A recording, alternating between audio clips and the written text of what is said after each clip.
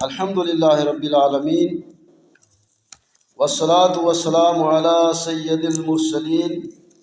اما بعد فاعوذ باللہ من الشیطان الرجیم بسم اللہ الرحمن الرحیم الا ان اولیاء اللہ لا خوف علیہم ولا هم یحزنون صدق اللہ المولانا العظیم وصدق رسول النبی الکریم۔ تمام تعریفیں اس ذات پاک کے لیے ہیں جس نے ہدایت کے طریقے اپنے اولیاء رحمۃ اللہ علیہ پر واضح اور منکشف کر کے ہر ایک قسم کی خیر و برکت ان کے ہاتھوں پر رکھ دی اور دلالت و گمراہی کی ہلاکت سے انہیں مامون و محفوظ رکھا۔ جو کوئی ان کی پیروی کرتا ہے نفس و شیطان پر غالب ہو کر نیک راہ کی ہدایت پاتا ہے، اور جو ان کی پیروی سے گریز کرتا ہے وہ ٹھوکریں کھا کر اوندا منہ گرتا ہے اور گمراہ ہو کر اپنی جان کھوتا ہے۔ ان کے زمرے میں داخل ہونے والا منزل مقصود کو پہنچ کر فائز المرام ہوتا ہے، اور اولیاء کرام کو برا جان کر ان سے بھاگنے والا راہ راست سے دور ہو کر ہلاک ہو جاتا ہے۔ میں اس بات کا یقین کر کے اس کی حمد ثنا کرتا ہوں، اللہ تعالیٰ کی تعریف کرتا ہوں کہ اس کے سوا اور کہیں میرا ٹھکانہ نہیں، اور یہ اعتقاد کر کے میں اس کی شکر گزاری کرتا ہوں کہ دنیا کی نعمتیں دینا اور پھر ان کا چھین لینا اسی کے قبضہ قدرت میں ہے، اور جناب سرکار کائنات علیہ الصلاۃ والسلام اور آپ کی آل اور اصحاب پر اللہ تعالیٰ کے کل انعام و احسانات کے برابر درود و سلام بھیجتا ہوں۔ ایک مرتبہ سب مل کر اللہم صلی علی سیدنا مولانا محمد بارک وسلم صلاۃ وسلام علیک یا رسول اللہ۔ آپ کا نسب اس طرح ہے: محی الدین ابو محمد عبد القادر بن ابی صالح جنگی دوست بن موسیٰ بن ابی عبداللہ یحییٰ زاہد بن محمد بن داؤد بن موسیٰ بن عبداللہ بن موسیٰ جون بن عبداللہ محض بن حسن مثنی بن امیر المومنین علی بن ابی طالب بن عبد المطلب۔ یہ غوث اعظم کا سلسلہ حضرت علی رضی اللہ تعالیٰ عنہ تک پہنچتا ہے۔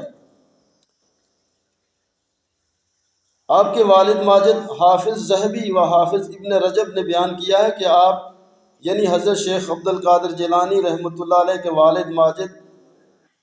ابو صالح جنگی دوست تھے۔ مؤلف کہتا ہے کہ جنگی دوست فارسی لفظ میں جس کے معنی ہے جنگ سے انسیت رکھنے والے۔ حضور سیدنا شیخ عبد القادر جیلانی رضی اللہ تعالیٰ کی والدہ ماجدہ، آپ کی والدہ ماجدہ کی کنیت ام الخیر اور امت الجبار ان کا لقب ہے، اور فاطمہ نام تھا۔ آپ حضرت عبداللہ سومی زاہد حسینی کے دختر اور سراپا خیر و برکت تھی۔ حضور سیدنا شیخ عبد القادر جیلانی رضی اللہ تعالیٰ عنہ کے نانا جان حضرت عبداللہ سومی جن کا نام ہے، آپ بھی اولیاء کاملین میں سے تھے۔ حضرت عبداللہ سومی زاہد کے نام سے مشہور ہیں۔ حضرت عبداللہ سومی جیلان کے مشائخ اور اوصا میں سے ایک نہایت ہی پرہیزگار صاحب فضل و کمال شخص تھے۔ آپ کی کرامتیں لوگوں میں مشہور و معروف تھی۔ عجم کے بڑے بڑے مشائخوں سے آپ نے ملاقات کی۔ شیخ ابو عبداللہ محمد قزوینی کہتے ہیں کہ شیخ عبداللہ سومی مستجاب الدعوات شخص تھے، یعنی آپ کی دعا قبول ہوتی تھی۔ اگر آپ کسی پر غصہ ہوتے تو اللہ تعالیٰ اس سے آپ کا بدلہ لے لیتا، اور جس سے آپ دوست رکھتے خدا تعالیٰ اس کے ساتھ اچھا معاملہ کرتا۔ آپ کو ضعیف و نحیف اور مسکین شخص تھے، لیکن آپ نوافل بکثرت پڑھا کرتے تھے، یعنی حضور غوث پاک کے نانا جان عبداللہ سومی ہمیشہ ذکر و اذکار میں مصروف رہتے، ہر ایک سے عاجزی اور انکساری سے پیش آتے، اپنا حال اس سے کسی سے نہ کہتے، مصائب پر صبر اور اپنے اوقات کی حفاظت کیا کرتے، اکثر امور واقع ہونے سے پہلے ان کی خبر دے دیا کرتے تھے، اور پھر جس طرح آپ ان کی خبر دیتے اسی طرح وہ واقعات ہوتے۔ ابو عبداللہ محمد قزوینی نے یہ بیان کیا کہ ہمارے بعض احباب ایک قافلہ کے ساتھ تجارت کا مال لے کر سمرقند کی طرف گئے۔ جب آپ ایک بیابان میں پہنچے تو ان پر بہت سے سوار ٹوٹ پڑے، یعنی چوروں نے حملہ کر لیا۔ قافلہ والے کہتے ہیں کہ ہم نے اس وقت حضرت شیخ عبداللہ سومی کو پکارا تو ہم نے دیکھا کہ آپ ہمارے درمیان کھڑے ہوئے سبحان قدوس ربنا اللہ پڑھ رہے ہیں، یعنی ہمارا پروردگار پاک ہے اور بے عیب ہے، تو اے سوارو ہمارے پاس سے بھاگ کر منتشر ہو جاؤ۔ آپ کا یہ کہنا تھا کہ تمام سوار منتشر ہو کر کچھ تو پہاڑوں کی چوٹیوں پر چڑھ گئے اور کچھ بھاگ کر جنگل کی طرف چلے گئے، اور ہم ان کے دست برد سے زیادتی سے مامون اور محفوظ رہے۔ اس کے بعد ہم نے آپ کو تلاش کیا تو ہم نے آپ کو نہیں پایا، اور ہم نے یہ دیکھا کہ آپ کہاں چلے گئے۔ جب ہم جیلان واپس آئے تو ہم نے لوگوں سے یہ واقعہ بیان کیا تو انہوں نے ہم سے قسمیہ کہا کہ شیخ موصوف اسی اثناء میں ہم سے جدا نہیں ہوتے، یعنی حضرت غوث پاک رضی اللہ تعالیٰ عنہ کے نانا جان حضرت عبداللہ سومی جن پر آپ کے مریدوں پر حملہ ہوا تو آپ وہاں جو ہے ان کی مدد کو پہنچے۔ حضرت عائشہ بنت عبداللہ جو غوث پاک رضی اللہ تعالیٰ عنہ کے پھوپھی جان ہیں،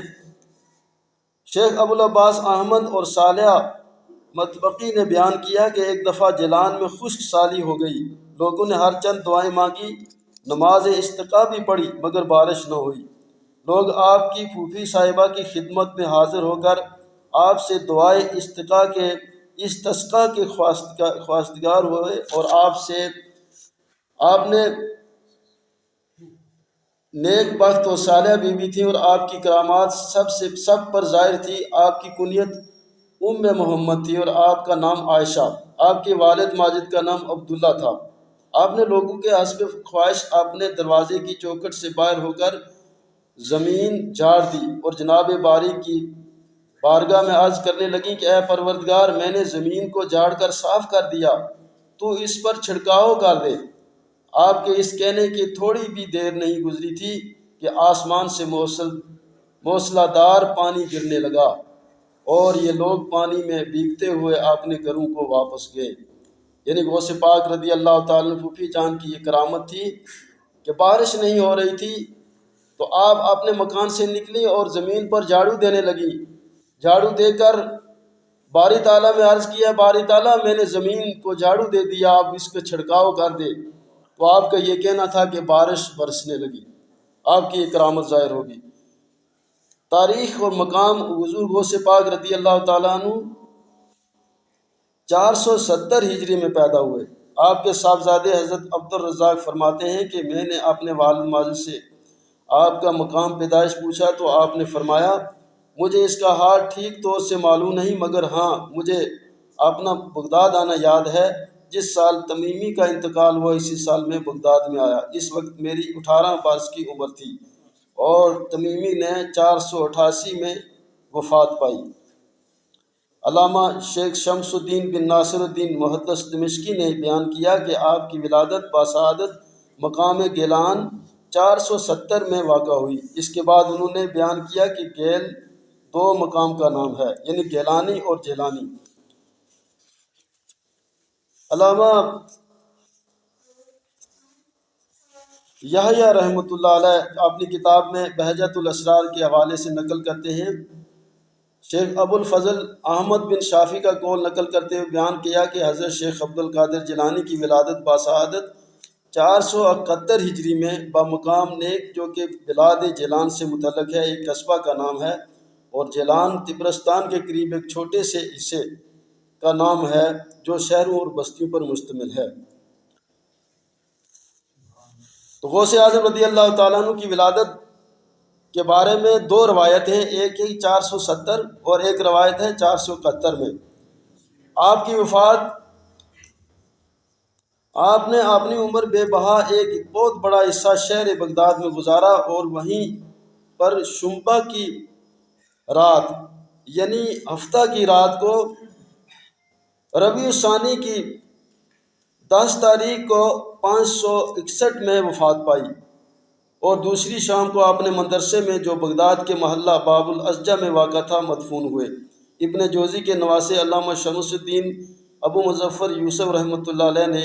اپنی تاریخ میں لکھا ہے کہ آپ نے 561 ہجری میں وفات پائی، اور ہجوم خلائق کی وجہ سے لوگوں کا اتنا ہجوم تھا کہ آپ کو رات میں دفن کیا گیا، کیونکہ بغداد میں ایسا کوئی شخص نہ تھا جو آپ کے جنازے میں شریک نہ ہوا ہو۔ بغداد کے محلہ حلبہ کی تمام سڑکیں اور اس کے مکانات لوگوں سے بھر گئے تھے، اس لیے آپ کو دن میں دفن نہیں کر سکے۔ ابن اسیر اور ابن کثیر نے بھی اپنی اپنی تاریخ میں یہی بیان کیا ہے۔ ابن نجار نے بیان کیا ہے کہ شنبہ کی رات کو بتاریخ 10 ربیع الثانی 561 میں آپ نے وفات پائی، اور آپ کی تجسیس و تکفین سے شب کو فراغت ہوئی۔ آپ کے صاحبزادہ حضرت عبد الوہاب نے ایک بڑی جماعت کے ساتھ، جس میں آپ کے دیگر صاحبزادے اور آپ کے خاص احباب اور آپ کے تلامذہ وغیرہ سب موجود تھے، آپ کے جنازے کی نماز پڑھی، اور آپ ہی کے مدرسے کے صاحبان میں آپ کو دفن کر کے، یعنی آپ کو غوث پاک رضی اللہ تعالیٰ عنہ کا جو مدرسہ تھا،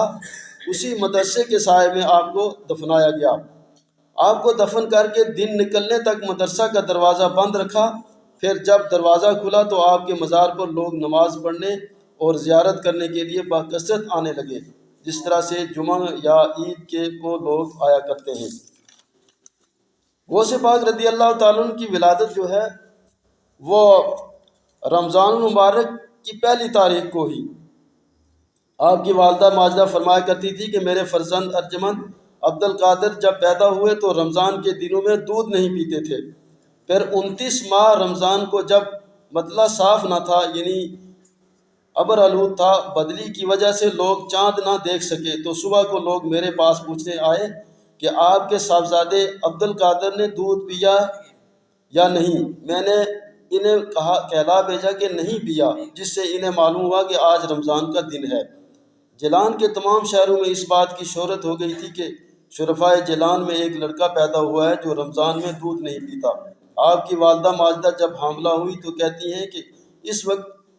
ان کی 60 برس کی عمر تھی، اور 60 برس کی عمر میں کہتی ہیں کہ قریش کے سوا 50 برس کی عمر میں عرب کے سوا اور کسی عورت کو حمل نہیں رہتا۔